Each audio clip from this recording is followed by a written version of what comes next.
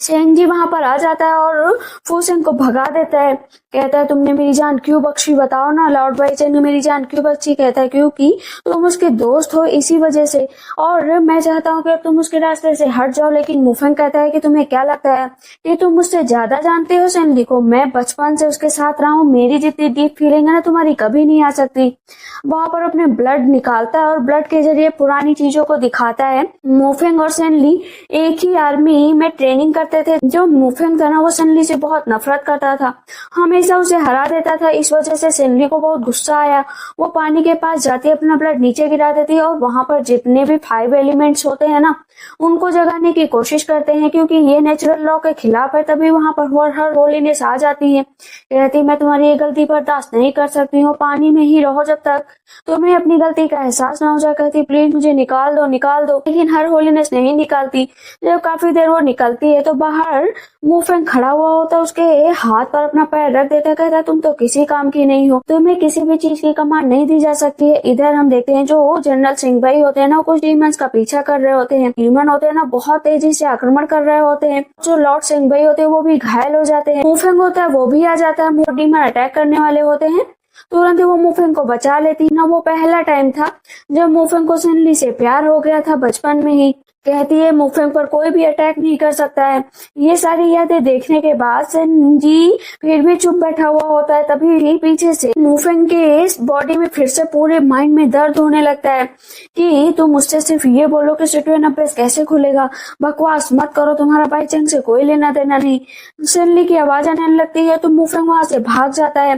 तभी सामने नजर पड़ती है कि बहुत सारे आग के गोले फिर से पृथ्वी की ओर डिवाइन रियलम मॉर्टल रियलम की तरफ बढ़ रहे हैं। कहते जल्द से जल्द हमें चलना पड़ेगा। हम रुयो को देखते हैं जो कि डिवाइन रियलम पहुंच गई होती है, लेकिन बिना बताए वहां पर जाना ये नियम के विरुद्ध है, तो उसे चारों तरफ से कैद कर लिया जाता है। कहती है प्लीज मुझे सिर्फ एक बार सेंजी से मिलना है। गोले हर जगह पर गिर रहे थे तो ग्रैंडफादर फुरोंग से बहुत नाराज थे। कहते ये बताओ सिंह जी कहाँ पर है, वो अभी तक वापस क्यों नहीं आया, कितनी डेंजरस स्थिति है, वो इतनी लापरवाही कैसे कर सकता है। फुरोंग पूरी तरीके से बताने से मना कर देता है।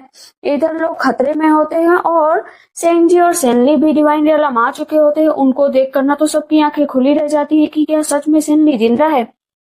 लेकिन क्योंकि सेंग जी ने पूरे के पूरे समुद्र को फ्रीज किया था और जितने भी रूल रेगुलेशन थे उनको तोड़ा था, इस वजह से उसे एक्सेप्ट करना नॉर्मल नहीं था और इस बात को कोई एग्री भी नहीं कर सकता था कि एक लास्ट इमोर्टल ऐसी हरकत करेगा तो तीनों रियलम का क्या होगा, तीनों रियलम तो डूब जाएंगे। इसी वजह से सेंग जी को बार बार कहा जा रहा होता है कि आप अपने अफेक्शन को दूर रखिए, सेनली से छुट्टी पाइए, वरना हम लोगों का क्या होगा। सारी जनता भी कहती है। सेंग जी कहता है मैं ये सारे का सारा जितना भी बर्डन है अपने ऊपर लेने के लिए तैयार हूँ, लेकिन सेनली को कुछ भी मत कहो, मैं सेनली को यहाँ से नहीं जाने दे सकता हूँ, सेनली की रिस्पॉन्सिबिलिटी मेरी है। ग्रैंडफादर कहते तुम ऐसा नहीं कर सकते हो और ना ही तुम यहाँ से जा सकते हो। कहता है ठीक है। तभी वहां पर बहुत तेज से धमाका होता है और आग के गोले और भी तेज स्पीड में बढ़ने लगते हैं। लिली कहती है मैं जानती हूँ आप लोग के प्रिंसिपल आपके लिए बहुत ज्यादा मायने रखते हैं। ग्रैंडफादर नीचे बैठ जाते हैं। कहते हैं कॉमन लोगों के लिए ही हिज एक्सीलेंस, आप उनके बारे में एक बार सोच लीजिए, वो लोग बहुत सफर कर रहे हैं। सेंग जी सेनली का हाथ पकड़कर वहां से जाने लगता है। सेनली भी अब चुप नहीं बैठने वाली थी। कहती तुम्हारी रिस्पॉन्सिबिलिटी तुम्हारे ऊपर बहुत है, इसीलिए तुम अपनी रिस्पॉन्सिबिलिटी निभाओ। मैं इमोर्टल रियलम की तरफ जाती हूँ। कि आग के गोले जब गिर रहे होते हैं ना तो वो डिवाइन रियलम वाले रोकने की कोशिश करते हैं। रुयो को भी पता चल जाता है कि जो मिस है वो जिंदा है, वो बहुत खुश हो जाती है। तो जो वहाँ के जो डिवाइन रियलम के गॉड होते हैं ना उसे वहां से फेंक देते, कहते जाओ यहाँ से। सेंग जी सेनली को लेकर उन्हें लिम्ब के बीच जाता है। कहता है कि इनके बीच जो कुछ भी गड़बड़ हुआ है उसे मैं सही कर दूंगा और उसे वो एक हिडन जगह पर लेकर जाता है जो कि एंशिएंट गॉड की जगह होती है। यहाँ पर सिर्फ वही लोग आ सकते हैं जो असल में एंशिएंट गॉड है या उससे ब्लड से रिलेटेड है। जब वो उसे अंदर लेकर जाता है कहती ये तो बहुत ही सुंदर जगह है, क्या हमेशा ऐसी ही रहती है। कहता हाँ ऐसी ही रहती है। सामने वहां पर वो एक मैप निकालता है और मैप के जरिए वो जहां जहां पर उंगली रखेगा ना उस जगह के हालात सुधर जाएंगे। वो मैप के जरिए उन सब चीजों को सही करने की कोशिश करता है, लेकिन इसके बदले में उसके मुंह से ब्लड, हाथ से ब्लड निकलने लगता है। सेनली उसको अपनी पावर देने की कोशिश करती है कि मुझे भी जाना है, मुझे यहाँ से निकालो, मैं तुम्हारा साथ देना चाहती हूँ। कहता है हम दोनों की रिस्पॉन्सिबिलिटी एक ही है तो तुम मेरा साथ क्यों नहीं देती। कहती है कि हिज मैजेस्टी मैं जानती हूँ कि आपके ऊपर अलग तरह का बर्डन है और मेरे ऊपर अलग तरीके का। मैं नहीं चाहती हूँ कि आप अपनी रिस्पॉन्सिबिलिटीज के बीच में मुझे लाएं। लॉर्ड सेंग जी आपको ये बात समझनी ही पड़ेगी। पहला और आखिरी प्यार आप है। मैं आपको बहुत प्यार करती हूँ लेकिन इन सब चीजों से ऊपर भी एक चीज है कि हमें लोगों की देखभाल करनी है तो उन सब चीजों के बारे में सोचना ही पड़ेगा। प्लीज ऐसी सिचुएशन मत क्रिएट करिए जिससे दिक्कत पैदा हो। लेकिन सेंजी तो ठान चुका था कि वो सेनली को बाहर नहीं जाने देगा। जैसे ही सेनली जाने लगती तो हाथ पकड़ लेता, कहता है मैं तुम्हें यहीं पर कैद करके रखूंगा। मन में सोचता है कि मुझे तुम्हें सही सलामत रखने के लिए करना ही पड़ेगा। उधर से फुरोंग युलान के साथ आ जाता है और वो सोचता है कि आखिर सेंजी और सेनली यहीं पर है क्योंकि वो उनकी प्रेजेंस को महसूस कर सकते थे। बाहर निकलते तो बोलती है कि युलान बोलती है कि लॉर्ड बाइचेंग कहाँ पर है।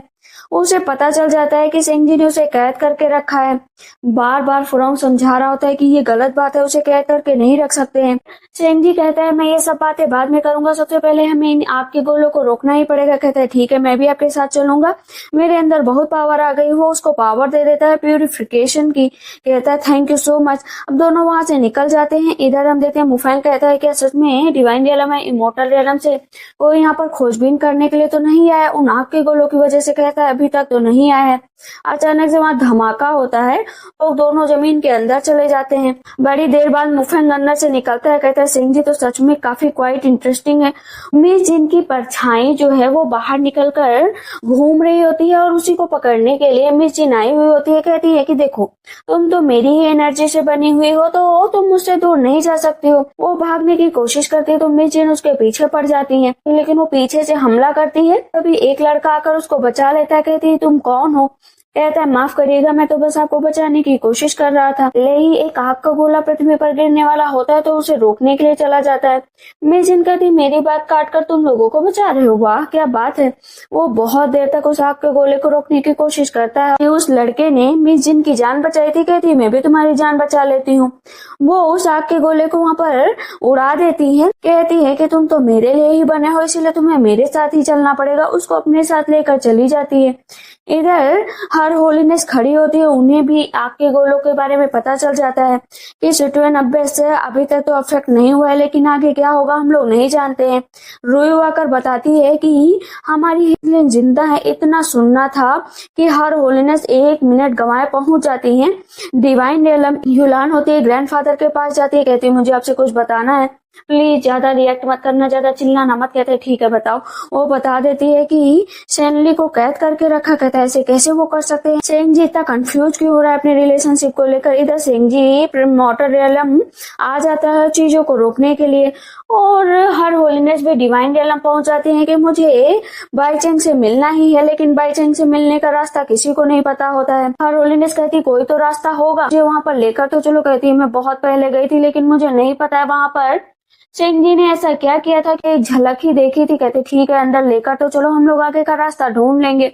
जब वो लोग अंदर जाते हैं तो कहते अब याद करो कि उन्होंने क्या किया था। कहती मैंने एक झलक देखी थी कि उन्होंने स्माइल किया था पीछे मुड़कर। युलान बीच में खड़ी हो जाती है, एक तरफ मुड़ती है फिर स्माइल करती है, दूसरी तरफ मुड़ती है स्माइल करती है, एकदम बेवकूफों की तरह।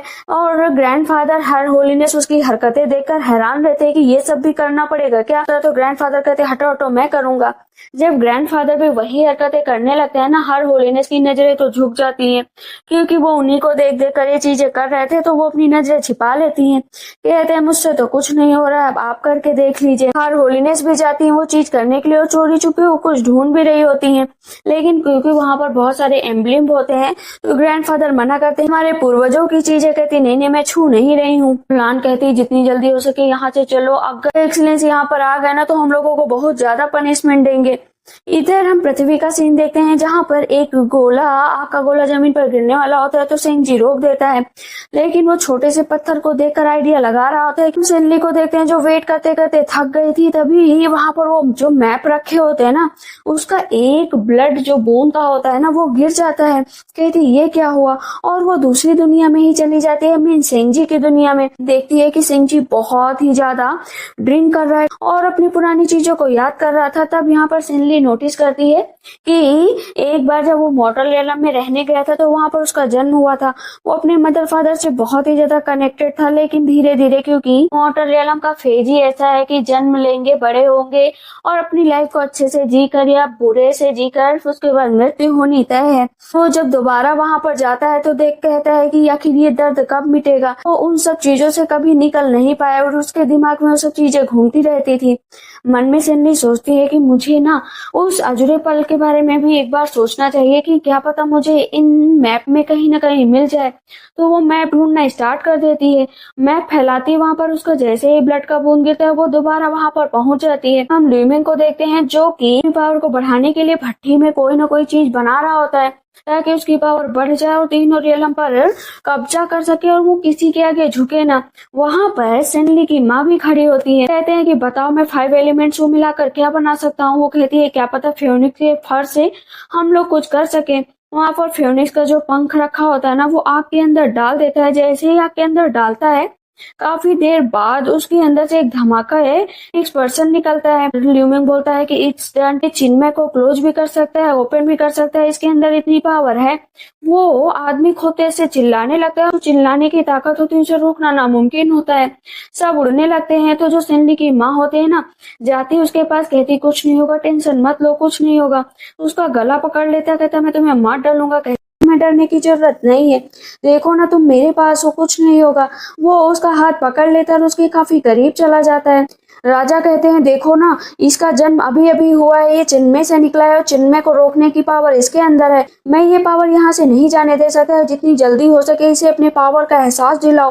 तुम ही ये काम कर सकते हो। कहती है ठीक है मैं जरूर करूंगी। देखते हैं जैसे ही सेंगली को पता चलता है कि सिंह जी वहां पर आने वाला है तो वो मैप छिपा देती है और सिंह जी के आते ही कहती है कि तुम कहाँ पर गए थे। कहता है कि इमोर्टल रियलम पर बहुत ज्यादा खतरा मंडरा रहा है, शुक्रिया 90 सब बेकाबू हो चुका है। कहती है इसीलिए तो मुझे जाना पड़ेगा। वो चाय देता है, कहता पी लो क्योंकि चाय बहुत जल्दी ठंडी हो जाएगी। कहती है लेकिन तुम मुझे यहाँ पर कब तक रोक के रखोगे। कहता है मैं तुम्हें अभी से बता देना चाहता हूँ कि नेचुरल लॉ के खिलाफ मैं पहला पर्सन नहीं हूँ जो गया हूँ, बहुत सारे लोग गए हैं।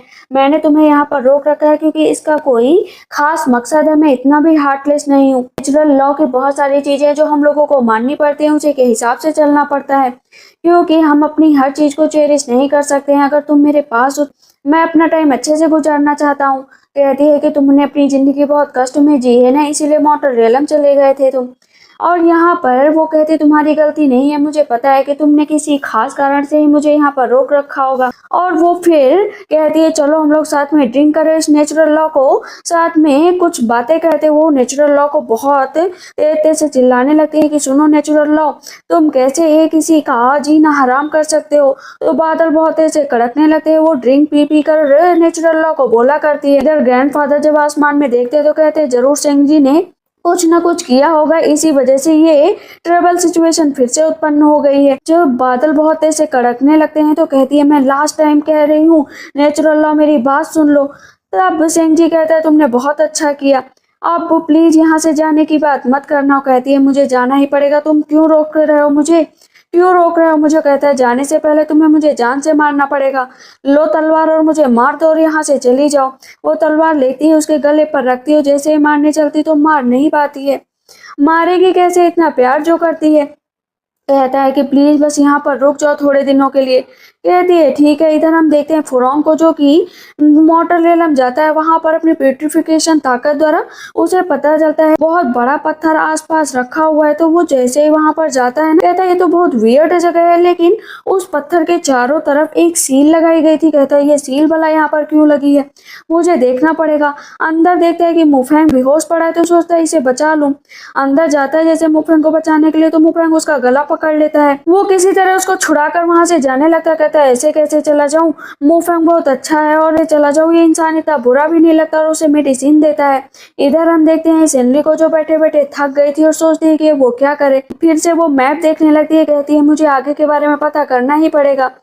वो फिर से अंदर जाती है और देखती है कि अब वो जो फेंगलई है ना वो काफी हद तक सही हो चुका था इमोर्टल रियलम में लेकर, और सीलिंग उसे बहुत अच्छे से उसकी केयर भी कर रही थी। अभी वहाँ पर हेमनली इम्प्रेस आ जाती है कि तुम इस चिन्मय के साथ यहाँ पर क्या कर रहे हो, तुम्हें क्या लगता है कि ये ह्यूमन है। जो तुम इसके साथ ह्यूमन जैसा बिहेव कर रहे हो ये किसी को भी कष्ट पहुंचा सकता है। इतना याद रखो कि ये मोटोरेलम के लिए सही नहीं है। वो अपनी बहन को समझाती है कि प्लीज इस तरह गुस्सा मत करो, मैंने इसे सबको सिखा दिया है, किसी को भी कष्ट नहीं पहुंचाएगा। कहती है क्या सच में ये कष्ट नहीं पहुंचाएगा? जाती है और कहती है देखो कभी भी किसी को जान से मत मारना। कहता है नहीं मारूंगा और उसका गाल छूने लगता है। उसके साथ वो बहुत ज्यादा खुश था, अभी छोटे बच्चे के जैसे ही बिहेव कर रहा था।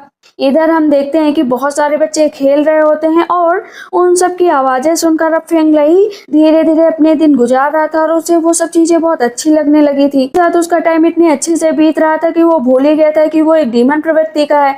एक ब्यूटीफुल लड़की का साथ पकड़ वो अपनी जिंदगी में आगे बढ़ रहा था, वो भी उसका हाथ पकड़ लेती है। कहती है इस ब्यूटी को महसूस करो और देखो ना ये सब कुछ कितना अच्छा हो रहा है। कहता है कि हाँ सब कुछ अच्छा होगा, मैं हर टाइम को चेरिश करना चाहता हूँ, तुम्हारे साथ रहना चाहता हूँ। सीलिंग होती है, वो जाती है राजा के पास, कहती है कि चिन्मय की कोई पावर फेंगलई के अंदर नहीं है, मैंने उसे बहुत ठीक करने की कोशिश की, ऑर्डिनरी पर्सन की तरह है। राजा आकर उसका गला पकड़ लेते हैं कि तुम मुझे बेवकूफ बनाओगे, मैंने तुम्हें वहां पर भेजा था कि तुम उसकी पावर को एक्टिव कर सको, लेकिन तुमने तो उसे और ज्यादा बर्बाद कर दिया। मेरे पास कोई भी रीजन नहीं बचा है कि मैं उसको अपने पास ना रखूं। अब वो फिर से हेवनली इम्प्रेस गुस्सा हो जाती है कि तुम हर बार ऐसी हरकतें क्यों करती हो। सिचुएशन बिगड़ती जा रही है और इस राजा की नीयत भी खराब होती जा रही है। ये जिस तरह की हरकतें कर रहा है ये मोटोरेलम के लिए किसी खतरे से कम नहीं है। यहाँ पर सीलिंग कहती है लेकिन वो हमारे मैजेस्टी हैं, इस तरह उनका विरोध नहीं कर सकते। हेवनली इम्प्रेस कहती है मास्टर मास्टर की तरह रहे, तब ना वो क्रेजी हो चुके हैं, एकदम से पागल, वो अपने मकसद को पूरा करने के लिए किसी भी हद तक गुजर सकते हैं। और फेंगलई का क्या, तुम सच में उसे इनोसेंट मानती हो? सेन ली आगे की स्टोरी देखकर फिर से उदास हो जाती है। सेंग जी बैठकर चेस खेल रहा होता है। सेन ली पूरे टाइम उन सब चीजों के बारे में सोचा करती है कि यहाँ से कैसे निकले। बहुत सारे आग के गोले होते हैं जो कि असल में मेमोरीज होती है। वो एक गोले को अपने हाथ पर लेती है तो पता चलता है कि हेवनली इम्प्रेस जो है डिवाइन रियलम आई हुई है और वो मिलना चाहती है सेनली से। मुझे मिलने जाना ही पड़ेगा क्योंकि हेवनली इम्प्रेस मेरा इंतजार कर रही हैं। वो दूसरा आग का गोला पकड़ती है तो जितने भी लोग होते हैं ना प्रे कर रहे होते हैं कि सेनली जल्द से जल्द वापस आ जाए और हम लोगों की रक्षा करे। आखिर उन सबके लिए सेनली को तो जाना ही पड़ेगा। वो फिर से जाती है और सेंग जी से गुजारिश करती है कि वो यहाँ से जाएगी, लेकिन उससे पहले वो उसके गले लग जाता है।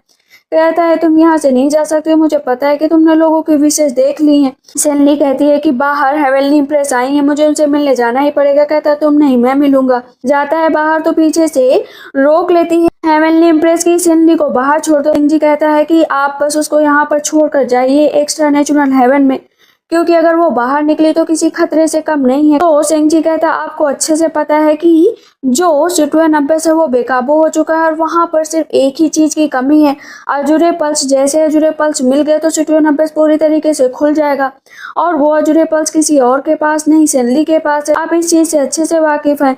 अब यहाँ पर हेवनली इम्प्रेस को भी समझ में आ जाता है, लेकिन इधर सेनली पुरानी चीजों को देखना नहीं छोड़ रही थी। तो काफी टाइम गुजर गया था। अभी जो फेंगलई होता है ना पास राजा पहुंच जाते हैं, कहते हैं तुम्हारे अंदर सच में कोई ताकत नहीं है, तो वो अटैक कर देते हैं सीलिंग पर। कहते हैं तुम्हें तो मरना ही पड़ेगा। जैसे ही अटैक होता है तो इस पर फेंगलई को गुस्सा आ जाता है कि तुम इस पर अटैक नहीं कर सकते, अगर अटैक किया तो मुझसे बुरा कोई नहीं होगा। वो अपनी पावर को एक्टिव करता है तो वो रोक देती है कि इस तरह राजा पर अटैक मत करो। वो उसका हाथ पकड़ लेती है कि हम दोनों एक दूसरे के लिए हैं और हम आपके सामने नहीं झुकेंगे। राजा कुछ ज्यादा ही दुष्ट होते और अपने मकसद को पूरा करने के लिए किसी भी हद तक गुजर सकते थे। वहां पर अपनी पावर को एक्टिव करते हैं जिसकी वजह से जो फेंगलई होता है ना उसके सर में बहुत तेज से दर्द होने लगता है। सीलिंग हाथ जोड़ जोड़ कर माफी मांगने लगती है कि प्लीज इसको कुछ मत करो, आप जो कहेंगे मैं करने के लिए तैयार हूँ। वो गला पकड़ लेते हैं सीलिंग और कहते हैं इसको मरना ही पड़ेगा, इसी मैं जो कह रहा हूँ करने के लिए तैयार हो जाओ। कहता है ठीक है मैं करूंगा, बस उसको छोड़ दो। वो उसे अपने साथ लेकर चले जाते हैं और सीलिंग नीचे बेहोश पड़ी रहती है, क्योंकि राजा चाहते थे कि वो उसके अंदर जितनी भी नेगेटिव एनर्जी जो कहीं दब गई है ना वो सारी बाहर निकल आए। इसीलिए उसके अंदर की नेगेटिव एनर्जी जगाते हैं और कहते हैं मार डालो इस आदमी को, मार डालो इस सैनिक को। वो पूरी तरीके से उसका गला पकड़ लेता है, मारने चलता है लेकिन मार नहीं पाता है। सिखाया था कि कभी किसी को हार्म मत करना। राजा कहते हैं लगता है उस लड़की ने तुम्हें कुछ ज्यादा ही सिखा दिया है, लेकिन तुम्हें मरना पड़ेगा। जैसे ही सैनिक उसे मारने चलते हैं तो वहां पर वो उसे बचा लेती है और फेंगलई को लेकर जंगल में भाग जाती है। कहती है कि देखो ये रास्ता बहुत कठिन है, इसीलिए हम लोगों को यहाँ से चलना पड़ेगा। फेंगले कहता है मैंने किसी को नहीं मारा। कहती मुझे पता है कि तुमने किसी को नहीं मारा। वो दोनों लोग इमोर्टल रेलम से दूर चले जाते हैं और एक साथ रहने लगते हैं। एक पपी भी होता है उन लोगों के साथ। धीरे धीरे उन लोगों को साथ में रहते रहते काफी वक्त गुजर जाता है। एक दिन उस पपी की डेथ हो जाती है, लेकिन वो तभी उसे उठाने की कोशिश करता है तो वो बताती है कि ये मर चुका है। कहता है क्या मतलब, मरना भी कुछ होता है क्या? वो वहां पर बताती है कि जीवन और मृत्यु दोनों ही हम लोगों के साथ आते हैं, लेकिन मृत्यु ही नए जन्म का एक उदाहरण है। इसीलिए ये याद रखो कि इसकी डेथ एक नए जन्म के लिए हुई है। वहां पर वो उसे कई सारी चीजें सिखाती है। कहती है देखो कंट्रीब्यूशन हमारी लाइफ में हर चीज का है। इधर सैनली जब उन सब चीजों को देखती है ना तो बहुत भावुक सी हो जाती है। कहती आगे भी देखना है। इधर हम देखते हैं कि दोनों रास्ते से जा रहे होते तभी राजा उन लोगों पर आक्रमण कर देते हैं, क्योंकि जिनमें से एक डीमन बाहर आ चुका था।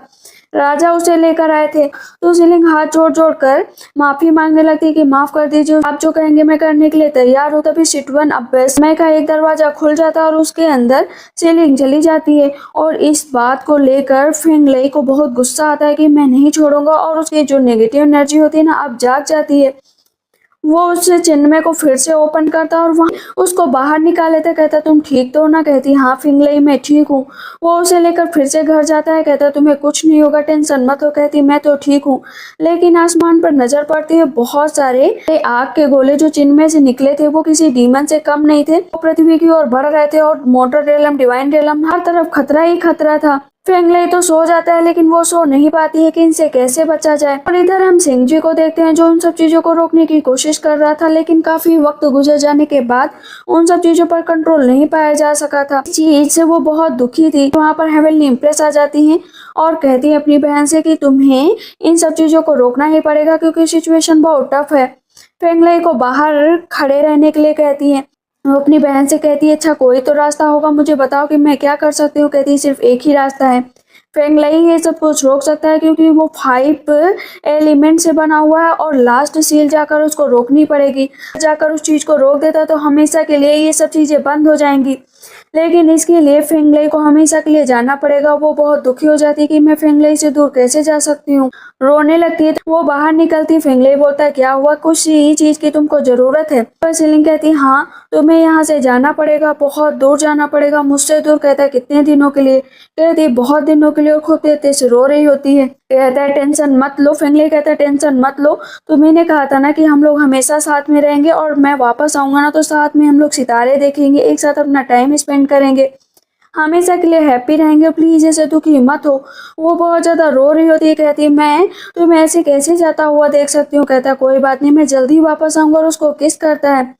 भी फायर की ताकत होती है, उनको एक्टिव करता है और पहुंच जाता है सिटवन अब्बेस के पास। सेंजी खड़ा हुआ होता है, उसे लगता है कि वो उसके ऊपर अटैक करेगा तो अपनी तलवार निकाल लेता है। इम्प्रेस कहती है सेंजी अभी समझ जाएगा कि वो उसके ऊपर अटैक नहीं करना चाहता बल्कि उसे रिमाइंड करवाना चाहता है जिनमें उसके कब्जे में है और वही जिनमें को रोक सकता है। चिन्मय के अंदर फेंगलाई चला जाता है। अब सिचुएशन काफी हद तक सही हो चुकी थी, सब लोग सही से रहने लगे थे। इधर जो फुरोंग होता है ना वो अभी भी मुफेंग को सही कर रहा होता है कि मुफेंग को सही कर दिया जाए। अपनी पेट्रिफिकेशन की पावर यूज करते करते फुरोंग थक गया था, लेकिन मुफेंग को होश नहीं आया था। कहता लगता है इसको होश नहीं आएगा। जैसे ही वो उसके पास जाता है वो उसको पकड़ने की कोशिश करता। कहता है जाओ यहाँ से और सबको बताओ कि सिटवन अब्बेस ओपन होने वाला है, ऑफ कंट्रोल हो गया है, डिवाइन रेलम में जाकर ये मैसेज दो। फुरोंग को कुछ समझ में नहीं आ रहा होता है कि ये झूठ बोल रहा है। फूसेंग उसके अंदर फिर से एक्टिव हो जाता है और फुरोंग को मारने की कोशिश करता है, लेकिन मुफेंग थोड़ी देर के लिए अपने आप को कंट्रोल करता है। कहता है जाओ यहाँ से और डिवाइन रेलम में बताओ जाकर। फुरोंग भाग कर आता है। इधर हम देखते हैं हेवनली इम्प्रेस अब डिवाइन रेलम छोड़कर जा रही थी। फुरोंग आता है और बताता है कि मुफेंग ने मुझको बताया जिसके ऊपर किसी ने कब्जा किया हुआ था कि सिटवन अब्बेस ओपन होने वाला है। वो सील ओपन हो गए तो सारे के सारे डीमन बाहर आ जाएंगे। फुरोंग कहता है मेरे अंदर मियाज्मा को खत्म करने की ताकत है, इसीलिए मैं भी जो है जाना चाहता हूँ और इन सब चीजों को खत्म करना चाहता हूँ। ग्रैंडफादर पहले तो राजी नहीं होते हैं, लेकिन यूलान धक्का दे देती है कि अब मेरा भाई बड़ा हो गया, सिचुएशन संभाल सकता है। फादर कहते हैं ठीक है जाओ, लेकिन सब कुछ सही से करना। वो हेवनली इम्प्रेस होती है, उसको लेकर चली जाती है। इधर जो यूलान होती है वो सोचती है कि अब वो निकाल कर रहेगी क्योंकि तीनों रेलम को बचाने का जिम्मा सिर्फ सेनली का है। जितने भी गॉड होते हैं अंदर, उन सबसे प्रे करती है कि आपके द्वारा ही मैं अंदर जा सकती हूँ। तो सारे गॉड उसको अंदर भेज देते हैं। ऐसे वो अंदर जाती है, कहती है मैं तो सेनली को ढूंढने आई। वो सेनली को ढूंढती है, वहाँ पर उसका हथियार रखा हुआ होता है। उसे उठाने की कोशिश करती है, हाँ भारी है, मुझसे तो उठ ही नहीं रहा है। सील तोड़ने की कोशिश करती है, खंजर लेती है और अपनी बॉडी के अंदर ही चुभा देती है ताकि पता चल जाए कि यहाँ पर किस तरह की सील लगी। देखती है कि वहाँ पर डबल सील लगी है, मतलब इतनी आसानी से यहाँ से नहीं निकला जा सकता है। तो वो युलान को देख लेती, कहती तुम यहाँ पर क्या करने आए हो? कहती माफ करना, लेकिन तुम्हें ले जाने आई हूँ, तुम्हें जल्द से जल्द यहाँ से चलना पड़ेगा। रही सेंजी की बात तो हम लोग उससे बाद में बात कर लेंगे।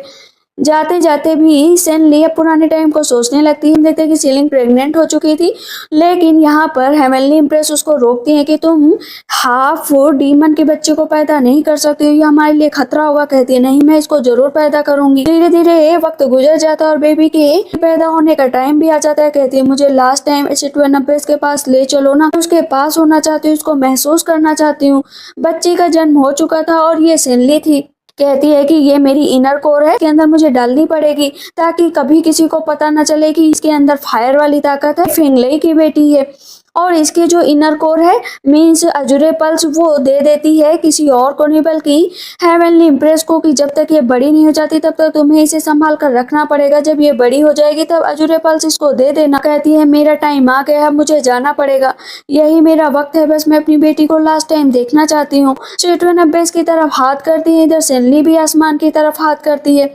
सेंजी को पता चल जाता है कि सेनली बाहर निकल चुकी है। कहता है ग्रेट, अच्छा हुआ तुम बाहर निकलती है तो ग्रैंडफादर आ जाते हैं। कहते हैं कि ठीक है अभी तुम जाओ, लेकिन आगे से सेंजी को रोकने की कोशिश करना। वो वहां से चली जाती है। फूसेंग ने दरवाजा एसिटोनबेस का खोल दिया था और बहुत सारे डीमन आउट ऑफ कंट्रोल हो गए थे। वो बाहर घूमने लगे थे और मियाजमा चारों तरफ से छा चुका था। कहती है मुझे खुद जाना पड़ेगा उस फूसेंग से लड़ने के लिए। तो अब हेवनली इम्प्रेस खुद लड़ने के लिए जाती है। तो मुफेंग कहता है कि अच्छा हुआ आ गई आप। हेवनली इम्प्रेस कहती किसी और की बॉडी लेकर तुम मुझसे लड़ना चाहते हो, लेकिन तुम्हारे अंदर उस तरह की स्ट्रेंथ है ही नहीं। फूसेंग कहता है अभी भी तुम्हारे अंदर बहुत एटीट्यूड है, इतना सब कुछ हंगामा करने के बाद भी तो तुम्हें कोई भी नहीं बचा सकता। फुरांग अपनी पेट्रिफिकेशन ताकत के द्वारा लोगों को बचा रहा था, लेकिन कितनी हद तक बचाता, लोग मर रहे थे। कोई कहता मुझे अपनी माँ से मिलना है, कोई कहता मुझे अपने बच्चों से मिलना है। उसकी पावर धीरे धीरे खत्म हो रही थी। तभी युलान आ जाती है। युलान कहती है कि तुम कितना घायल हो चुके हो, क्या हुआ है? कहता है सिचुएशन हद से आगे निकल चुकी है, मुझे उसको रोकने के लिए खुद से न लेकर जानी पड़ेगी।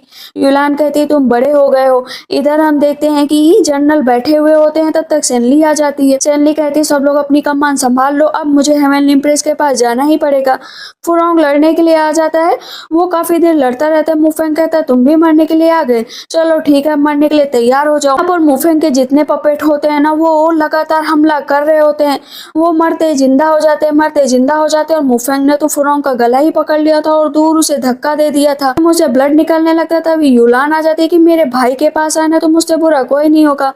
फुरोंग कहता है इससे दूर रहो, ये हम लोगों को खतरे में डाल देगा। मुफेंग उन दोनों को मारने चाहता है, तब तक सेनली आ जाती है। सेनली कहती है तुम दोनों जाओ और एक दूसरे को की ट्रीटमेंट करो, मैं इसको संभालती हूँ। तुरंत ही सेनली कहती फूसेंग तुम क्या करना चाहते हो एसिटोनबेस के साथ, तुम्हारी क्या प्लानिंग है? कहता है मेरी प्लानिंग इस सील को तोड़ना है और जो कुछ भी अंदर है उसे बाहर निकालना है, क्योंकि मुझे पता है कि वो कैसे होगा, इसी वजह से तुम यहाँ पर आई, ये अच्छा हुआ। सेनली मन में सोचती है कि इसका जरूर कोई ना कोई मकसद है, क्योंकि ये हर चीज को डिस्ट्रॉय करना चाहता है। कहती है सेनली ठीक है तो पहले मेरे वॉर से बचो, और वहां पर वो उसके ऊपर अटैक कर देती है। फूसेंग कहता है कि तुम कितना भी कोशिश कर लो लेकिन मुझसे जीत नहीं सकती हो, क्योंकि मैंने बहुत विश की कि तुम मुझे फायर सील दे दो, फायर सील दे दो, लेकिन तुम मान ही नहीं रही। वहां पर हेवनली इम्प्रेस आ जाती है। ये कहती है कि सेनली तुम यहाँ से जाओ क्योंकि मैं इससे निपटूंगी, लेकिन सेनली जाने को तैयार नहीं होती। तो हेवनली इम्प्रेस कहती है कि इसे तुम्हारी जरूरत है, इसीलिए बस तुम्हें बहका रहा है। सामने से फूसेंग कहता है मुझे ब्लेम मत करना, अब जो कुछ भी हो। तो हेवनली इम्प्रेस सेनली को धक्का दे देती हैं और सबके सब एक साथ मिलकर उस फूसेंग से लड़ने लगते हैं, क्योंकि अंदर से बहुत सारे नेगेटिव एनर्जी निकलने लगी थी और उसको रोकने के लिए सेनली को तो आगे आना ही था। इसीलिए वो खुद सामने आ जाती है। हेवनली इम्प्रेस से कहती है कि मैं भी आपके साथ ही लड़ूंगी। देखते हैं शिंगजी आ जाता है एक्स्ट्रा नेचुरल हेवन में, जहाँ पर उसे कुछ तो गड़बड़ दिखाई दे रहा था। वो मैप निकालता है और मैप के ऊपर जैसे ही अपना ब्रश रखता है ना, तो उसे पता चल जाता है कि सेनली खतरे में है और उसने अपनी जान दांव पर लगाकर लोगों को बचाने का सोचा है। इधर सेनली करती भी वही है और उधर सेंगजी के हाथों से ब्लड निकल रहा था। तो कुल मिलाकर अब सेंगजी को पता चल चुका था कि उसका जाने का टाइम आ चुका है, क्योंकि लॉ उसे जाने नहीं देना चाहता था। वो एक गॉड है, लेकिन गॉड की रिस्पॉन्सिबिलिटी निभाने से पहले उसे आज सेनली को बचाना ही पड़ेगा। इधर सेनली फूसेंग के गले पर अपना हथियार रख देती है। फूसेंग कहता है ये एंड नहीं है और उसे वो लेकर चिन्मय के अंदर चला जाता है। फूसेंग कहता है मेरा प्लॉट कंप्लीट हुआ। वहां पर वो बेहोश होने लगता है। तभी अंदर से आवाज आती है कि तुमने बहुत अच्छा काम किया मेरे बच्चे, अब चलो अंदर आ जाओ, तुम्हारा अंदर आने का टाइम आ चुका है। इधर सेंजी कहता है कि नेचुरल लॉ तुम कितनी भी कोशिश कर लो, लेकिन थ्री रियलम को बचाने की जिम्मेदारी मेरी है और इस बार मैं बचाकर ही रहूंगा। कि रिसेंटली अंदर आ चुकी होती है और वहां पर जो फूसेंग होता है वो भी पड़ा हुआ होता है, लेकिन क्योंकि फूसेंग अभी उसकी बॉडी में नहीं है, वहां पर मुफेंग है, तो वो कहता है कि सेनली प्लीज मुझे मार डालो, मैं इस तरह यहाँ पर नहीं रह सकता, वैसे भी मैंने बहुत गलत किया है। कहती है कि भला मैं तुम्हें क्यों मारूं, और मैं तुम्हें मार भी दूंगी तब भी क्या तुम अपना प्रायश्चित कर पाओगे। कहता है प्रायश्चित नहीं करना है, लेकिन मैं तुम्हें कभी मारने का नहीं सोच सकता, इसीलिए अपने आप को खत्म कर दूंगा। और वो सेनली के सामने अपने तलवार आर पार कर देता है। कहता है शायद मेरी मृत्यु ही तुम्हें बता पाए कि मैं कभी भी तुम्हें हार्म नहीं करना चाहता था, प्लीज मुझे माफ कर देना, क्या मेरी मौत तुम्हें मुझे माफी दे पाएगी। वो नीचे बैठ जाता है। सेनली कहती है उठ जाओ, क्योंकि तुमने मुझे धोखा दिया है, मैं तुम्हें माफ नहीं करूंगी, उठो यहाँ से। लेकिन वो कहता है मैं शायद कभी नहीं उठ पाऊंगा। वो सेनली की हर एक बात याद करता है कि उसे कैसे उससे प्यार हुआ था, उसकी हर एक बात उसे याद आती है और वहां पर उसकी डेथ हो जाती है। सेनली को भी अब बहुत दुख होता है कि उसका इतना अच्छा दोस्त इस दुनिया से जा चुका है। तब तक हम देखते किंग आ जाते हैं कि तुमने मेरे बेटे को मार डाला, तो हार्टलेस कैसे हो सकती हो। कहती मैं हार्टलेस नहीं हूँ, लेकिन अब मैं तुम्हें बताऊंगी कि हार्टलेस क्या होता है। बाहर सेंजी चिन्मय को रोकने की कोशिश कर रहा होता है और इधर हम देखते हैं कि किंग जो है लेकर आ चुके होते हैं सेनली को अपने साथ, और वहां पर उसे बता रहे होते हैं कि नेचुरल लॉ बहुत ही पावरफुल है, लेकिन अब तुम ये जान लो कि तीनों रेलम को प्यूरिफाई करना है और उसे प्यूरिफाई करने के लिए फायर सील चाहिए, जो फायर सील यहाँ पर है। और अगर सुटेन बेस खुल गया ना तो सेंजी भी नहीं रोक पाएगा, इसीलिए मैं चाहता हूँ कि तुम सेंजी को मार दो और मैं तीनों रेलम को छोड़ दूंगा। सेनली कहती है मैं सेंजी को कभी नहीं मारूंगी और ना ही तुम्हारे मकसद को कामयाब होने दूंगी कि सिर्फ ये 90 खुल जाए, चिन्मय के सारे दरवाजे खोलकर तुम सारे रियलम पर राज कर पाओ। यहाँ पर किंग कहते हैं भले ही तुम मेरी बात मत मानो, लेकिन अपने फादर की बात तो तुम्हें माननी ही पड़ेगी। और वहां पर आ जाते हैं फेंगलई। फेंगलई को देखकर उसकी आंखों में आंसू आ जाते हैं कि तुम मेरे फादर के साथ ये क्या करने की कोशिश कर रहे हो। बहुत कई हजारों साल बाद फेंगलई ने आंखें खोली थी। आंखें खोलते उसे अपनी वाइफ की याद आती है। कहाँ हो तुम। किंग बताते हैं तुम्हारी वाइफ की तो डेथ हो गई और उसे पता है किसने मारा, ये सारे तीनों रियलम के लोगों ने मिलकर मारा है, इसीलिए तुम्हें जाकर उनसे बदला लेना पड़ेगा। तुम्हारी वाइफ की डेथ भी सिटुएनबेस के बाहर ही हुई है, ये लोग बहुत ही बेकार है। कहता नहीं ऐसा नहीं हो सकता, उसने मुझसे कहा था कि वो मेरा इंतजार करेगी। बार बार जो है फेंगले को भड़का रहा था। तो वहां पर फूसेंग भी आ जाता है। कहती है मुझे इसे रोकना ही पड़ेगा, लेकिन मैं कैसे रोकूं। वो आगे बढ़ने की कोशिश करता है तो फूसेंग वहीं पर रहता है। फूसेंग कहता है कि देखो तुम तो मुझे मार नहीं सकती हो, क्योंकि मुझे ये जिंदगी मेरे लॉर्ड ने दी है। सेनली कहती है अभी बताती है और वो अपनी हाथ की मुट्ठी दबाती है और वहां पर फूसेंग को मार देती है कि अब फायर सेल की जगह खाली हो चुकी थी और जगह को अगर नहीं भरा गया वो तीनों रेलम को रोक कर रखती है, तो तीनों रेलम खतरे में पड़ जाएंगे। इसीलिए सेनली के पास ही फायर सील की ताकत है, तो वो उस जगह पे जाने के लिए तैयार हो जाते। बाहर सब लोग देख लेते हैं फेंगलई आ चुका है, मतलब चिन्मय के किंग। अब कैसे इस दुनिया को बचाया जाएगा। अंदर सेनली बहुत परेशान हो रही होती, उसे बाहर की आवाजें सुनाई दे रही थी। किंग कहते हैं कैसे बचाओगे। फुरोंग ग्रैंडफादर और जो युलान है सब लड़ रहे होते ही फेंगलई आता है। वो तो आज अपने नेगेटिव कैरेक्टर में था। यहाँ पर सेंगजी समझाने की कोशिश करता है तो वो एक बैरियर तैयार करता है ताकि वो किसी को मार ना पाए। अंदर सेनली कहती है कि एक बार प्लीज मुझे बाहर जाने ही दो, क्योंकि मुझे जाना ही पड़ेगा और इस फायर सेल को थोड़ी देर के लिए अपने काबू में रखो। ये बात वो अपने हथियार से कर रही थी, क्योंकि उसके हथियार के पास भी वो पावर है। हथियार कहता है ठीक है तुम थोड़ी देर के लिए बाहर जा सकते हो। इधर सिंह जी आप जो है फेंग लई को मारने के लिए आ जाता है। उन दोनों के बीच बहुत देर तक लड़ाई हुआ करती है, जिसकी वजह से सिंह जी को काफी चोट लग जाती है। लेकिन फेंग लई अभी गुस्से में था, वो सब कुछ बर्बाद कर देना चाहता था। इतनी देर में सिंह ली बाहर आ जाती है, कहती तुम्हें इतनी चोट कैसे लगी। सिंह जी कहता है कुछ नहीं, तुम्हारे फादर ने बस मुझे थोड़ी सी चोट पहुंचाई है, लेकिन तुम ठीक हो ना। अब सिंह ली ने ठान लिया था कि वो अपने फादर को समझाएगी कि क्या सही है क्या गलत। सारे के सारे इमोर्टल रियलम डिवाइन रियलम के लोग लड़ रहे होते हैं और इतनी देर में उसके फादर आ जाते हैं अपनी पूरी नेगेटिव एनर्जी लेकर। तो आप सिंह जी को बचाने के लिए सिंह ली सामने खड़ी हो जाती है। फादर और डॉटर के बीच आज अच्छी खासी लड़ाई हो रही थी, क्योंकि दोनों के पास सेम पावर थी। सिंह ली कहती है कि मुझे अपने फादर के अंदर से नेगेटिव एनर्जी निकालनी पड़ेगी, इसीलिए सबसे पहले एक सील क्रिएट करो। वहां पर सील क्रिएट की जाती है और उसके फादर के अंदर जितनी भी नेगेटिव एनर्जी होती है ना, धीरे धीरे करके निकाली जाती है। और उसके फादर अभी अपने ओरिजिनल अवतार में आ चुके थे। उन्हें अपनी वाइफ की हर एक बात याद आ रही थी। कहता है मेरी वाइफ कहाँ पर है, मुझे जाना पड़ेगा। वो वहां से चले जाते हैं और इधर हम देखते हैं फुरोंग को, जहां पर कुछ लोग हिम्मत हार चुके थे। तो फुरोंग समझाता है कि हम लोग हिम्मत नहीं हार सकते, हम लोगों को आगे बढ़ना ही पड़ेगा। यूलान कहती है सही कह रहा है मेरा भाई। ग्रैंडफादर कहते हैं कि हम अब लास्ट टाइम पर आ गए हैं, अब किसी को हिम्मत नहीं हारनी है। इधर अभी हम देखते हैं कि उस चिन्मय के अंदर जो है सेनली और सिंह जी दोनों पहुंच चुके होते हैं। अब वहां पर वो कुछ ऐसी बातें सेनली को बताने वाले थे सिंह जी, जिसके बाद इस सारे चीजों को रोका जा सकता था। कुल कुल मिलाकर नेचुरल लॉ के बहुत सारे नियम हैं। अगर इस पूरे चिन्मय को रोकना है तो फायर सील की जगह पर तुम्हें जाना पड़ेगा। एक्स्ट्रा नेचुरल हेवन को सुटियन अब्बेस के 4 चीजों से मुझे चेंज करना पड़ेगा। इसके लिए तुम्हें जरूरत पड़ेगी, क्या पता तुम्हारी जान भी चली जाए। लेकिन सुटियन अब्बेस को रोकने के लिए सिर्फ एक ही काम कर सकते हैं और इस इंटेंस और बैरियर को बनाए रख सकते हैं। कहती है मुझे बताओ कि क्या करना है, मैं हर चीज करने के लिए तैयार हूँ, बस तुम मुझे बताओ। कहता है तुम्हें डर नहीं लग रहा है। कहती है नहीं डर नहीं लग रहा है। यहाँ पर सिंह जी बताता है कि नब्बेस और एक्स्ट्रा नेचुरल हेवन एक फायर सील से जुड़े हुए जिसे तुम होल्ड कर सकती हो। अगर तुम इस चीज को होल्ड कर लेती हो तो हम इसे बर्बाद करने से रोक सकते हैं। कहती है मैं करूंगी, मेरी जान भले ही चली जाए। और वो जाकर बीच में खड़ी हो जाती है फायर सील बनकर।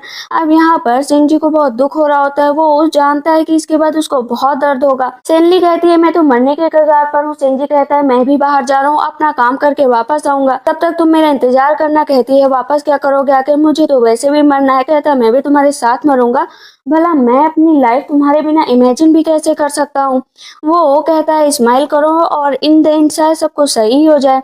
वो वहां से चला जाता है एक्स्ट्रा नेचुरल हेवन को सुटन अब्बेस में तब्दील करने के लिए। और बाहर हम देखते हैं कि अभी भी सब लोग खड़े होते हैं। सेनली अंदर कंट्रोल कर रही होती है, उधर सेन जी पहुंच चुका होता है एक्स्ट्रा नेचुरल हेवन में, जहां पर उसको बहुत ज्यादा चोट लग चुकी होती है। लेकिन अपनी डिवाइन पावर के जरिए एक्स्ट्रा नेचुरल हेवन को वो संदेशा देता है कि भले ही तुम्हें ये ट्रायल लगता है ना, लेकिन ये ट्रायल नहीं है। इस बार मैं अपना अंतिम संदेश देना आया हूँ, क्योंकि मैं एक अच्छा गॉड तो बन नहीं पाया, लेकिन मैं एक चीज अच्छे से बता देना चाहता हूँ।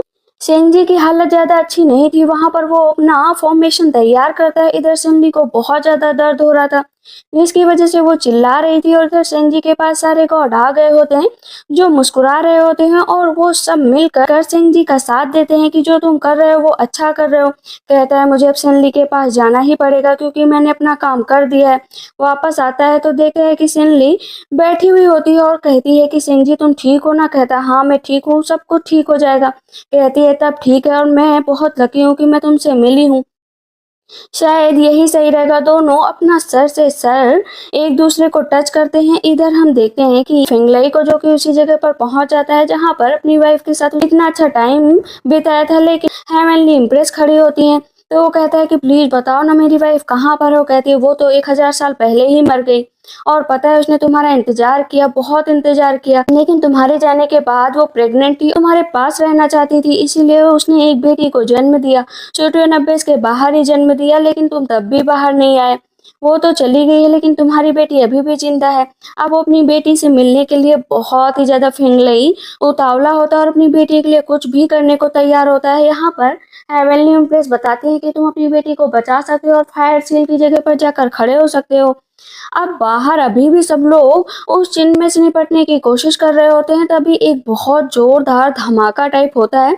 पता चलता है कि बाहर से कोई अंदर गया है, वो भी फायर सील के जरिए जिसके अंदर अजूरे पल्स भी है। तो सब लोग जान जाते हैं कि अब शायद अंदर सब कुछ सही हो जाए। वो हम लोगों को बचाना चाहते हैं और जो चिन्मय किंग अंदर पहुंच चुके हैं। अंदर सेनली को भी पता चल जाता है कि शायद उसके फादर आ गए हैं। अब वहां पर अब फादर और डॉटर एक दूसरे के सामने थे और फिंगले अपनी बेटी को रोते हुए देखते हैं तो उसके आंसू पोंछते हैं, बिल्कुल वैसी ही आंखें, वैसे ही शक्ल, कहते तुम तो बिल्कुल मेरी वाइफ की जैसी हो। और वहां से अपनी बेटी को बाहर धक्का दे देते हैं और खुद उस जगह पर कैद हो जाते हैं हमेशा के लिए, उस जगह को प्रोटेक्ट करने के लिए। कहते जाओ और मैं अब यहीं पर रहूंगा। सनली बाहर आकर गिर जाती है। सेंगी भी धीरे धीरे आता है और उसके पास आकर बैठ जाता है। दोनों एक दूसरे को देखते रहते थे, लेकिन यहाँ पर सिंजी कहता है मुझे बहुत वो दिन याद आ रहे हैं जब मैं तुम्हारे लिए खाना पकाया करता था। कितने अच्छे दिन हम लोगों ने एक साथ गुजारे। वो दिन मुझे फिर से जीना है। तो वो भाग कर जाती, कहती सिंह जी प्लीज ऐसा मत बोलो, तुम्हें क्या हुआ है। कहता है तीनों रेलम को बचाने की जिम्मेदारी शायद तुम्हारी है, मैंने तो अपना काम कर दिया है, अब शायद मैं रिटायर हो चुका हूँ, मेरा काम हो गया। कहती नहीं नहीं ऐसा कुछ नहीं होगा सिंह जी, मेरी बात सुनो। क्या हम लोगों ने वादा नहीं किया था कि हम दोनों साथ में जिएंगे। कहता वादा किया था, लेकिन जितना पॉसिबल था मैं उतना कर चुकी हूँ। वहां पर वो बोलता है कि आज तो मुझे जाना ही पड़ेगा, मुझे तुमसे दूर नहीं जाना था, लेकिन फिर भी मैं क्या करूं। और वो खोते से रोने लगती है, प्लीज मुझे छोड़कर मत जाओ। अब वो सामने से चिन्मय का दरवाजा भी बंद हो रहा था। कहता सॉरी, मुझे माफ कर देना सनली। वहां पर से सिंह जी की डेथ हो जाती है। वो बहुत देर तक रोती रहती, कहती natural law, please please please Singh ji को बचा लो, मैं आपसे गुजारिश करती हूँ, नहीं तो ऐसे ये दुनिया तबाह हो जाएगी।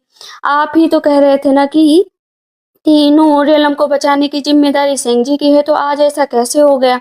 सारे गॉड भी आ जाते हैं वहां पर और सेनली और सिंह जी को गले लगे हुए देखते हैं। तो वहां जो ग्रैंडफादर होते हैं ना, वो सिंह जी की बॉडी मांग रहे होते हैं, लेकिन सेनली बॉडी देने से मना कर देती है कि मैं ये बॉडी नहीं दूंगी चाहे कुछ भी हो जाए। फादर कहते हैं कि ट्रू समाधि फायर जो है सिंह जी के लिए तैयार कर दी गई है और उनको वहीं पर रखा जाएगा, वो हमारे लॉर्ड सिंह जी है। लेकिन सेनली फिर से मना कर देती है कि मैं यहाँ पर किसी को भी डेड बॉडी नहीं देने दूंगी, जो कोई भी मेरे पास आया ना मैं उसको भी नहीं छोड़ूंगी। इतना जान लो कि मैं अटैक करूंगी और तुम लोग मुझसे जीत नहीं पाओगे। यूलान समझाती है ग्रैंडफादर को कि ग्रैंडफादर प्लीज आप ऐसा मत करो। फुरोंग जमीन पर बैठ जाता है कि जो सेनली ने किया है उसको आपका एहसान मानना चाहिए, उसने हम सबको बचाया है तो कम से कम थोड़ी बहुत मर्सी तो आप दिखाइए। कहता है ठीक है कोई बात नहीं, और गुस्से में वहां से ग्रैंडफादर सबको लेकर चले जाते हैं। सेनली 2-3 दिन लगातार ऐसे ही दिन बीते जाते, वहां पर बैठी रहती है। एक टाइम ऐसा आता है जब वो खुद भी वहां पर बेहोश होकर गिरने वाली होती है, तो ऊपर हेवनली इंप्रेस आकर उसे रोक लेती है। कहती है चलो जो होना था वो हो गया। कहती है मेरे पास कोई भी नहीं है, मैंने अपने सबसे चहेते इंसान को खो दिया, एक तो उसके फादर, दूसरे सिंह जी। तो ये हेवनली इंप्रेस कहती है कोई भी डरने की जरूरत नहीं है, मैं तुम्हारे पास हूं ना, ऐसे मत घबराओ। अभी हम देखते हैं कि कई हजार साल बीत चुके होते हैं और सिंह जी की बॉडी जो है सामने रखी हुई होती है। वो उसे हर रोज देखती, मुस्कुराती, सोचती है कि कभी ना कभी तो उठोगे ही। इधर फुरोंग भी इंतजार कर रहा होता है। सेनली पूरे टाइम बर्फ में ही रहती है, हेवनली इंप्रेस उसका ख्याल रखती, सिंह जी की बॉडी को देखती और वहां से चली जाती। धीरे धीरे दिन बीतने लगते। अभी हम देखते हैं कि जो डिवाइन रेलम था और इमोर्टल रेलम था, इन दोनों जगहों के लोगों के बीच में कम बनती थी, लेकिन जब से ये युद्ध हुआ है तब से दोनों रेलम अब साथ में मिलकर काम करने लगे हैं, हेवनली इंप्रेस और ग्रैंडफादर भी। जहाँ पर वो लोग थोड़ी बहुत मस्ती भी करते हैं, लेकिन ग्रैंडफादर और हेवनली इंप्रेस दोनों को यकीन होता है कि धीरे धीरे सेनली एकदम ठीक हो जाएगी। सेनली आ जाती है मॉर्टल वर्ल्ड और अपने पुराने दिनों को याद करती है, सोचती है कि वो कितना बेहतरीन टाइम था जिसे मिली थी। तभी फुरोंग आ जाता है, कहता है एक बात बताओ मुझे सिंडी, अगर तुम सिंह जी से ना मिली होती और अगर तुम्हारी शादी मुझसे हो गई होती तो क्या तुम भी ऐसे तब भी लड़ते हो, तुम्हें इतनी चोट पहुंचती। ओ सन्नी कहती बकवास बातें बंद करो, वैसे भी मुझे तुमसे कोई शादी नहीं करनी थी। कहता हाँ वो तो मुझे पता ही है कि तुम्हें मुझसे शादी नहीं करनी थी, इसलिए मैं तो जा रहा हूँ यहाँ से। सैनली कहती है ये लड़का भी ना एक तरह का मेसी है, हर जगह कुछ ना कुछ पंगा क्रिएट ही करता है और बाहर जो है सैनली की मेट बैठी होती है और उसको फिर से परेशान करने लगता है। फुरांग का काम ही है सबको परेशान करना। और इधर हम देखते हैं कि सैनली बहुत सारे फ्लावर लेती है और वहीं पर टहल लेती है, लोगों को हंसी खुशी देखती है। कहती है क्या पता एक दिन मैं भी खुश हूँ। तो की स्टोरी की बुक पढ़ रही होती है जिसे फुरोंग ने लिखा होता है सेनली के ऊपर और सेंजी के ऊपर, दोनों की प्रेम कथा। वो कहती है कि सेंजी मैं तुम्हें सुनाऊंगी, लेकिन तभी उसे लगता है कि सेंजी को होश आ गए। वो स्माइल करने लगती है। उसे एहसास होता है कि सेंजी तो वहां पर है ही नहीं, मतलब वो वापस आ चुका है, उसकी डेड बॉडी में जान आ चुकी है। वो लोग बाहर चिल्ला रहे होते हैं कि सेंजी वापस आ गए, सेंजी वापस आ गए। सेनली भाग कर जाती है एक बहुत सुंदर सी गार्डन में और तुरंत ही जाकर उसके गले लग जाती है। सेंजी कहता है देखा ना मैं वापस आ गया। कहती है मुझे पक्का यकीन था कि तुम जरूर वापस आओगे। वहां पर दोनों गले लगे हुए होते हैं। इसी तरह भी दिन बीते जाते हैं। सेनली और सेंजी की स्टोरी अब मॉर्टल वर्ल्ड में भी फेमस हो गई थी कि कैसे उसने चिन्मय को बंद किया और लोगों की जान बचाई। और अभी हम इधर इन 3 लोगों को भी देखते हैं जिनकी स्टोरी अभी भी वैसे ही कॉन्टिन्यूअस चल रही थी, मतलब ट्रू गॉड की, जिनका कोई अंत नहीं था। और सेंजी और सेनली एक साथ रहने लगे थे। जहां पर जैसे उन लोगों की पहली मुलाकात हुई थी ना, वैसे ही सेंजी कहता है कि सेनली तुमने मुझसे पूछा नहीं कि मैं कैसे जिंदा हुआ। कहती पूछना तो चाहती थी लेकिन मैं क्या ही बताऊं। मैंने सोचा तुम मुझे खुद ही बताओगे, इसीलिए मैंने तुमसे नहीं पूछा। अगर तुम बताना चाहते हो तो बता दो। वो बताता है नेचुरल लॉ में एंशिएंट गॉड ने बहुत सारी मिस्टेक्स की हैं, इसलिए उनको सजा मिली। लेकिन सारे जो गॉड थे उन्होंने मुझे अपनी ताकत दी, इसी वजह से मैं वापस आ गया। कहते हैं कोई बात नहीं, तब भी वापस तो आए। अब वो दोनों साथ में बैठे हुए होते हैं, ग्रेप्स वगैरह खाते, किस करते, टाइम स्पेंड कर रहे होते हैं। धीरे धीरे एल्ली कहती है कि जो है डिवाइन रेलम से कुछ लोग आए थे आपको ले जाने के लिए, लेकिन मैंने मना कर दिया कि अब आपके पास ना तो इतनी ताकत बची है और ना ही आप वहां पर जाएंगे, इसीलिए हम दोनों लोग यहीं पर रहेंगे। कहता है अच्छा किया।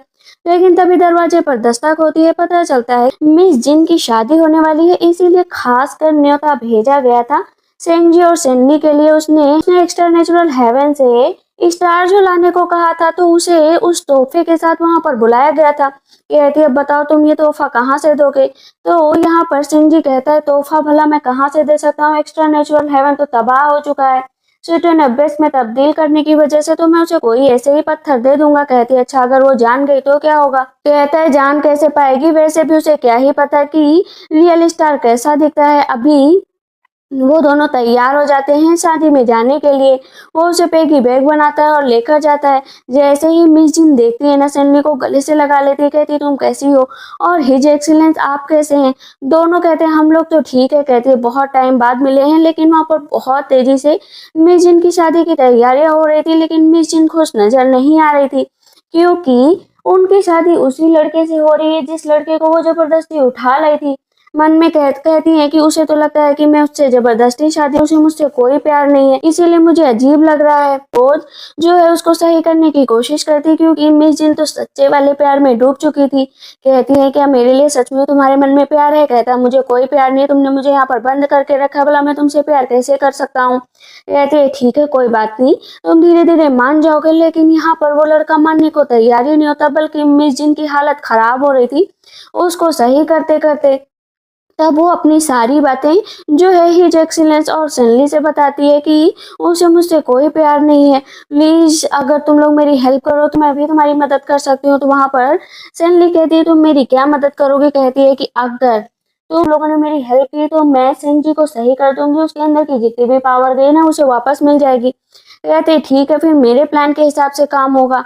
उसे जेलस फील कराते हैं। वहां पर वो लोग गेम खेलते और साथ में अपना टाइम स्पेंड करते। गेम खेलते करते वो लोग बहुत ही फनी मोमेंट जी रहे होते। चेंग जी तो परेशान हो जाता है गेम खेलने के चक्कर में, और वहां पर जो सनली होती है ना, वो मिस जिन का रूप बना लेती है और बाहर निकलती है और उस लड़के को जो है थोड़ा सा जेलस फील करवाने की कोशिश करती है। कहती है कि तुम मुझे कितने अच्छे लगते हो, काश तुम पहले आए हुए होते। लेकिन तभी वो लड़का मिलकर कहती है, मिस जिन कहती है ये मेरा फियांसे है जो असल में सनली है। कहते हैं कि अच्छा फियांसे, मेरी बात सुनो, तुम जो भी हो प्लीज मिस जिन से शादी मत करो। मैं इनसे बहुत प्यार करता हूँ और सच बता रहा हूँ कि मैं तुम्हारा हर दर्द सहूंगा, तुम्हारे साथ रहूंगा, तुम्हें हर एक डाउट से बचाऊंगा। कि तुम मुझसे शादी करोगी। तो वो लड़का बोलता है कि तुम्हारा क्या मतलब है, भला तुमसे शादी क्यों करेगी। चेंजी कहता है क्योंकि मैं इससे बहुत प्यार करता हूँ और मैं चाहता हूँ कि ये मुझसे शादी करे। कहता है ठीक है कर लो, मुझे क्या, मैं यहाँ से जा रहा हूँ। वो वहां से चला जाता है। मिस जिन कहती है लगता है ये प्लान काम नहीं करेगा। कहती करेगा करेगा टेंशन मत लो। और वहां पर मिस जिन अब आगे के प्लान के बारे में सोचती है कि आगे क्या किया जाए। कहता है देखो आगे बस इसी तरह बढ़ते रहो। इधर हम देखते हैं सेनली और सेंजी एक साथ बैठे हुए होते हैं तो वो उसको किस करती है। सेंजी कहता है कि देखो मैं मिस जिन को अपने जाल में फंसाऊंगा तो उसे शादी भी नहीं करूंगा और यहाँ से चला जाऊंगा, तुमसे ही मैं शादी करूंगा चाहे कुछ भी हो जाए। तो उसके साथ किस करने लगता है और बाहर से वो लड़का सारी बातें सुन रहा होता है, दरवाजा तोड़कर अंदर आ जाता है। कहता है तुम एक नंबर के प्ले बॉय हो, तुम मिस जिन के साथ ऐसा कैसे कर सकते हो। कहता है क्यों, मैं तो कर सकता हूँ, क्यों तुम्हें क्यों तकलीफ हो रही है, भले ही मैं उसको फंसाऊं, उसे शादी करूं, उसे छोड़ दूं, वैसे भी तुम मिस जिन से प्यार तो करते ही नहीं हो, तो फिर तुम्हें इस तरह मेरे बीच में नहीं आना चाहिए था। तभी वहां पर मिस जिन आ जाती है। कहती है क्या हुआ, इस तरह बिहेव क्यों कर रहे हो। कहता है कुछ नहीं, वैसे भी तुम्हें मेरी बातों पर यकीन तो होगा ही नहीं। अब यहाँ पर मिस जिन भी बोल देती है कि हाँ मुझे पता है कि तुम क्या सोच रहे हो, लेकिन मुझे भी ऐसा ही लड़का चाहिए सेंजी जैसा, तुम्हारे जैसा नहीं जो मुझसे प्यार ही ना करता हो। और वो जाकर सेंजी के साथ गले लग जाती है और वहां पर अभी तीनों बैठे होते हैं कि आगे का क्या होगा। मिस जिन तो बहुत उदास हो जाती है कि अगर तुम लोगों की हरकतें ऐसी रही ना तो ये मुझे छोड़कर चला जाएगा। सेनली कहती नहीं नहीं ऐसा कुछ नहीं होगा और अभी फिर सेंजी और सेनली एक दूसरे को किस करने लगते हैं। मिस जिन बाहर बैठी होती है और सेनली वहां पर उसको बेहोश कर देती है। कहती है कि मैंने इसे मार डाला है। तभी एक लेडी आती है और कहती है क्या तुमने इसे मार डाला। अब वो बाहर जाकर चिल्लाने लगती है कि जो अंदर दो लोग हैं उसने मिस जिन को मार डाला है, वो मर गई। और बाहर से वो लड़का बहुत तेजी से आता, कहता तुम लोगों की हिम्मत कैसे हुई उसको मारने की, मैं तुम लोगों को जिंदा नहीं छोड़ूंगा। और वो मिस जिन को बाहर उठा कर लाता, कहता तुम ठीक हो ना। अब यहाँ पर मिस जिन बता देती हैं कि मैं अभी तक नाटक कर रही थी। वो उसके गले लगकर खूब तेज से रोने लगता है कि प्लीज ऐसा नाटक मत करना, मैं तुमसे बहुत प्यार करता हूँ। दोनों की शादी की तैयारियां होने लगती हैं। रेड ड्रेस में मिस जिन बहुत ही खूबसूरत लग रही होती है और बाहर अभी सेंजी और सेनली बर्फबारी का मजा ले रहे होते हैं। कहता है कि मुझे भी अब तुमसे शादी करने का मन कर रहा है, क्योंकि मिस जिन की शादी देखी है ना, इस वजह से। पहले मैं सोचता था कि शादी जो है नेसेसरी चीजें नहीं है, बट अब मुझे लगता है कि ये सब चीजें बहुत जरूरी है। हम लोगों का भी एक नाम होना चाहिए ताकि हम लोग हस्बैंड वाइफ के नाम से जाने जाए। कहती है वैसे भी तुमने बहुत देर कर दी, अगर थोड़ी सी और देर की ना तो जो वेडिंग ड्रेस है मुझे फिट ही नहीं होगी। कहता है क्या मतलब वेडिंग ड्रेस क्यों नहीं फिट होगी। कहती मेरा पेट बढ़ जाएगा ना। अब यहाँ पर सेंजी को थोड़ा समझने में टाइम लगता है। अब वो जब तक समझ पाता तब तक सेनली बहुत तेज से स्माइल करने लगी कि सेनली थी प्रेग्नेंट, इसकी वजह से वो बहुत ज्यादा खुश थी। कहता है एक मिनट रुको तो और वो वहां से भाग जाती है। कुल मिलाकर इस ड्रामा की हो गई हैप्पी एंडिंग। छोटा सेंजी और सेनली भी आने वाले हैं। तो आप लोग को ये ड्रामा कैसा लगा मुझे कमेंट सेक्शन में जरूर बताइएगा। तब तक के लिए बाय बाय, टेक केयर।